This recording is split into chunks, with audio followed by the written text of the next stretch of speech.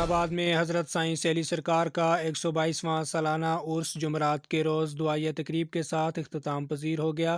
عرس میں مظفر آباد، مانسہرہ، ایبٹ آباد سمیت ملک بھر سے ہزاروں کی تعداد میں زائرین نے شرکت کی۔ اختتامی تقریب میں وزیر اوقاف آزاد کشمیر راجہ عبدالقیوم خان، چیئرمین زکوٰۃ و عشر کمیٹی صاحبزادہ سلیم چشتی، سیکرٹری اوقاف سردار جاوید ایوب اور دیگر نے شرکت کی۔ تقریب سے خطاب کے دوران مقررین کا کہنا تھا کہ حضرت سائنس علی سرکار کا پیغام محبت اور عشق کا پیغام ہے۔ انہوں نے اپنی زندگی اللہ کی راہ میں وقف کی اور روحانیت کی طاقت سے انسانیت کی رہنمائی کی۔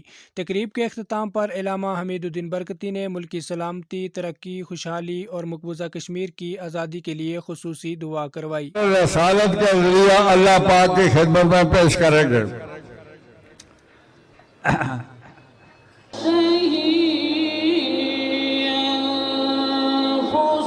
کوئی آمر ہو، کوئی ڈکٹیٹر ہو، کوئی جمہوری طریقے سے وزیر اعظم بنا ہو، حکومت بنائی ہو، کسی نے دھاندلی کر کے بنائی ہو، یہ جھنڈا ہمیشہ سربلند رہے گا۔